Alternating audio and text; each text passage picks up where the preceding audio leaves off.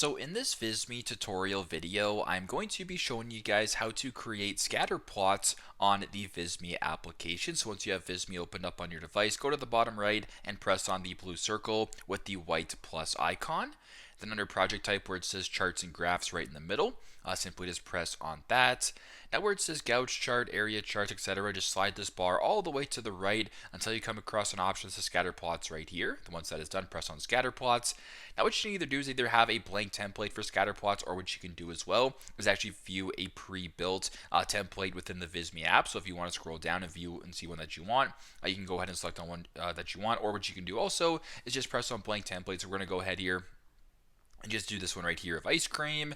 It's now going to take a couple seconds to load, but once that is done, there should be a scatter plot template loaded into Visme, and there you go. You can zoom in a little bit, you can add your own information, whatever the case may be, get creative.